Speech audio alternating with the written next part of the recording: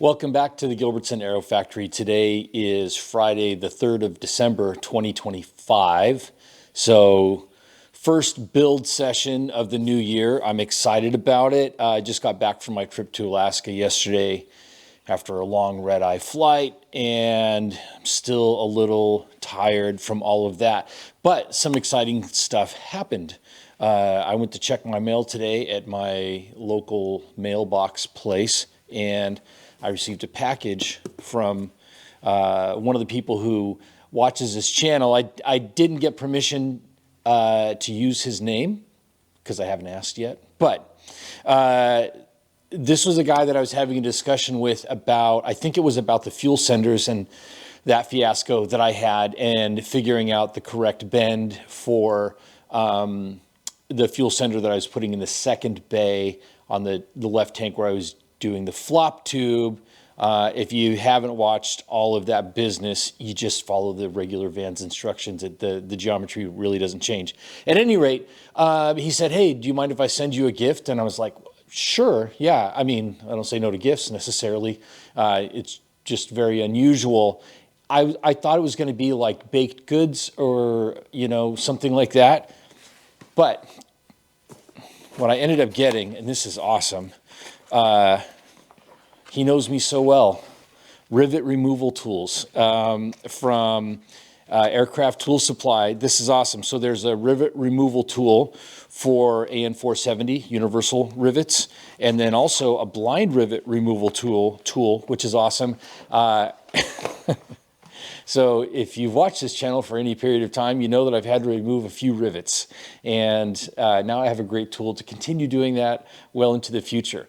The other thing that I thought was super cool about this is when I went in and I checked my mail, and I don't get a lot of stuff to that box, so I don't go to it very often. When I checked, I had the usual junk mail in there. There wasn't anything in the box saying, "Hey, we have a package waiting for you." But the guy behind the counter said, Are you Mr. Gilbertson?" I said, "Yeah." He goes, "Oh, I think I have a package for you." And the package is addressed to the Gilbertson Aero Factory. So I guess the Gilbertson Aero Factory is more than just a YouTube myth now. It's a real thing, and it gets mail. So I'm very excited about that. Let's see, building today, pretty simple. I need to get the nut plates mounted for this little hole right here, and I had a lot of time thinking about and also talking to Tim about the order of operations. This is a thing where it gets kind of tricky in the riveting phase, and when you put that nut plate in, causes you to make other decisions. So anyways, I need to get that done. I need to make the little patch for the bonus hole that I created along the piano hinge. And I don't know if I'm going to get much further than that today, simply because I'm still a little jet lagged from a 20-hour travel day. And I don't want to start the new year making mistakes, although if I do, I've got tools to undo them. You may already know, I think I said that Tim and I recorded the first episode of our new Plane Builders podcast. I'm sure I included that in the last video. So that was out. We'll do another one following up pretty soon. It was really fun to do, and I got a little bit of feedback. So I'm interested if any of you have checked that out, any feedback that you have regarding things that you'd like us to talk about. Also just, hey, that sucked. Try to do this to make it better. We're also interested in that kind of feedback. So enough of a exceedingly long and not necessarily meaningful intro, except the meaningful part to say a huge thank you to the gentleman who sent me this gift. That's amazing. And if it's okay that I use your name, let me know, and I'll thank you with an actual name coming up. So let's build an airplane. Okay, so I am back from Alaska. That was a really, really good trip. To recap, I say that I grew up in Alaska. I lived there from ages 13 to 20. I have a lot of family up there and had not been back since 1995. So it was great to see aunts, uncles, cousins, their kids, and they were all kids when I left.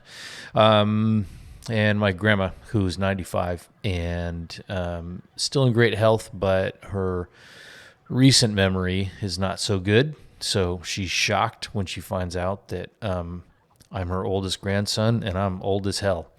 Anyways, yeah, that was a great trip. My mom, my sister, my nephew, and I went up, and really glad that we had that opportunity. So the last time I did a video, I think that I captioned the title like a whole lot of nothing because I didn't really get anything accomplished.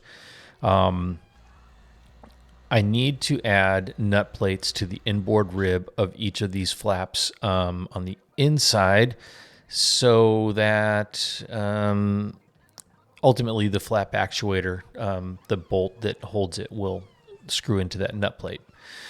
Why am I bothering with this now? Well, half of the nut plate is just directly attached to the flange of that rib, and then the other half of the nut plate is attached not only to the flange of the rib, but also that big, thick bracket that we made. And when it comes to getting this thing all buttoned up and riveting this flap together, it gets really tricky if you haven't already mounted that nut plate. And so the instructions on the plan say to rivet the nut plate to the rib before mounting the bracket, which seems a little bit strange, right? Why only do one leg of that nut plate? Well, because that the one half of the nut plate that is just directly to the web, there's not a lot of room there, and it would be very difficult to set that once the bracket was in place. That's one thing. Now, watching Ryan Flies and also Tim, and I'm sure many others, another difficulty occurs is that when you're trying to rivet the bottom skin onto that rib, that nut plate gets in the way. And Ryan chose to mount the nut plate last. Excuse me. He was able to successfully get that nut plate riveted on very last. Tim tried it, doing it one way and the other. He in his opinion, trying to do it last wasn't very good. He wasn't happy with the result that he got. I've decided to just follow the order that it gives here in the plans, knowing that when it comes time to do one, it's really just one rivet that's the problem. One rivet on that bottom skin, that it will be a pull rivet in that one spot, and I'll be happy with it. It's one rivet, and it's on the bottom of the flap. And many years from now, when I'm doing crazy air show flying, I doubt anybody's going to be able to notice that.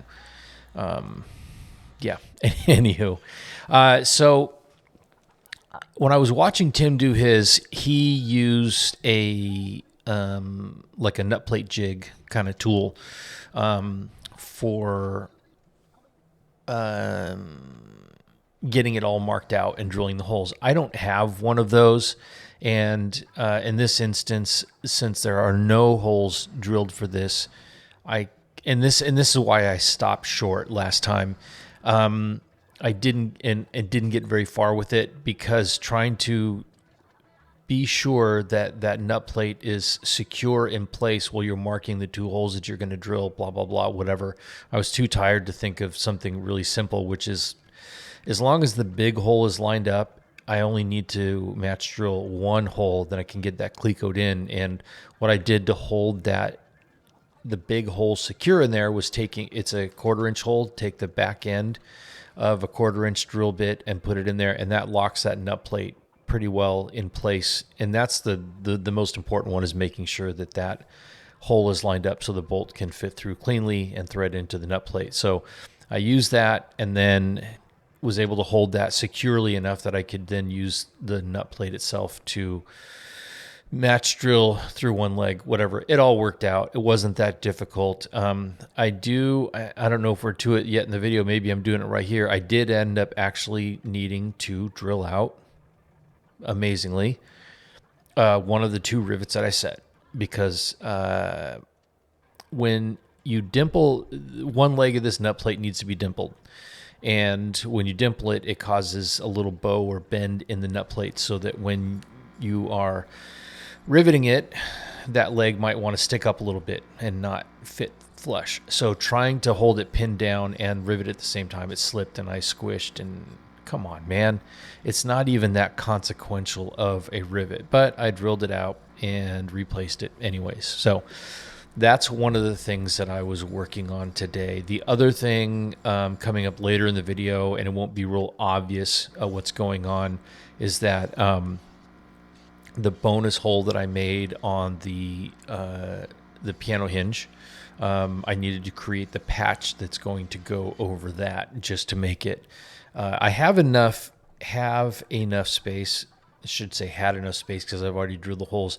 I had enough space to drill new holes on either side that will secure the rivets and hold everything in place. But adding a patch to it is just like an extra measure of security. You're adding another piece of material there, so that the spot where the two holes are close together is now going to be securely sandwiched between good solid material in and out. And then I'll also just do a little application of Pro Seal there to really make sure that it's secure and bound together. So I think that overall it maybe is a little overkill, but it also doesn't really complicate things to do it that way. To just it's a common repair. So yeah, I'll make a little band-aid, as it were, to go on that spot. And here, what you see me doing is, out there on the table, I have started priming just the parts for those end ribs, which maybe seems a little bit silly because I have to do prep for all of the parts, but I wanted to get that nut plate situation just handled and out of the way. So I went ahead and scuffed and cleaned and primed those parts. They're sitting out there drying, and while those are drying, this is a good opportunity to just start deburring. So deburring the piano hinges, deburring later on the spars, and go out, flip them over, prime the other side, and then I think at this moment what I'm doing is working on the little patch. I'd already had a nearly correct size little patch cut out from when I made the little spacer shims that go underneath the top skin where it wraps around to the bottom. You know what I'm talking about. Anyways, I already had one of those sitting. So basically what I did is I just clamped it onto the piano hinge where it was going to be placed and match drilled it to the piano hinge. And then while it was still in place, the excess material, I just sort of transferred a line from the edge of the hinge to the material, and then took it over to the Scotch-Brite wheel and made a nice, clean, pretty little piece. So everything that I had said at the beginning of the video that I wanted to accomplish today, I did successfully. So very happy about that. I'm not falling over tired or anything like that, but just my schedule was so screwed up. I left, let's see, yesterday morning, January 1st, the morning before that. Yeah, January 1st, got up at, not that early, like 5:30, 5:30 Alaska time, which would be 2:30, I'm sorry, it's 4 hours different. It'd be 1:30 Central Standard Time.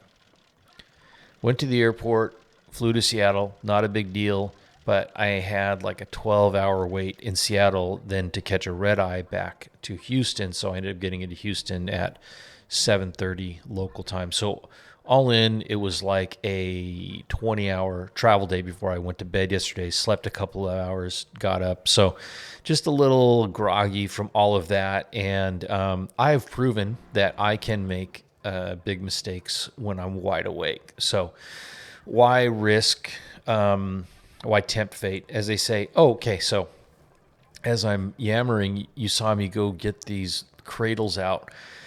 When it comes to riveting these things, they suggest, hey, if you kept them, the little V-type cradles that you use when you're working on the horizontal stabilizer would, or rudder or whatever, these would work really great right here. And I had them. I had them in the other room. My horizontal stabilizer was in them, and then there for the horizontal stabilizer, I had two different sizes. I have this wider, deeper one here, and then if you notice in the beginning, there were skinnier ones towards the outside because of the sweep of the horizontal stabilizer. Anyways, I just brought those through that stabilizer on a bed, brought these out, and got this ready so that hopefully, maybe not tomorrow, but by the end of the weekend, I'll be riveting on these things. I think tomorrow will be the work that I get done in the shop is going to be mostly just the prepping, dimpling, priming stuff, and then Sunday afternoon I should be able to get some riveting done. So that was just me taking advantage of a little bit of spare time while that stuff was out there drying. Yeah, that pretty much covers it for this session. I do want to say one thing. I said something before, and I think this is flaps 15. Maybe I didn't name these very well. I have not worked 15 days on just the flaps. I started labeling things flaps or ailerons when I was working on the flap brace or the aileron gap fairing, and those are probably just wings, not the actual structure of these things. So I think that by the time I got into actually building the flaps, the assemblies themselves, I was probably already on like flaps 7 or something like that, because of the time working with the aileron or the flap brace, and then removing it at some point or something. I don't know. I made a mess with that. I don't think, maybe it was gosh, I drilled out a lot of rivets, a lot. Anyways, so big, again, thank you to our friendly, yet to be named out loud viewer from the upper right and the upper right of me up in I think it's Arkansas, for rivet removal tools. They will get a ton of use, as you have already seen. Yeah, that's it for this video. For those of you who did tune into the podcast, thank you. That was actually a lot of fun to do. It didn't take very long. And you can probably tell there wasn't much editing that went on in that thing. But Tim and I will be recording another one in a couple of days and put it back out there. It's available on Spotify and Apple Podcasts. It's called We Are Not Experts, an airplane building podcast. So I'll put a link in the description. See ya.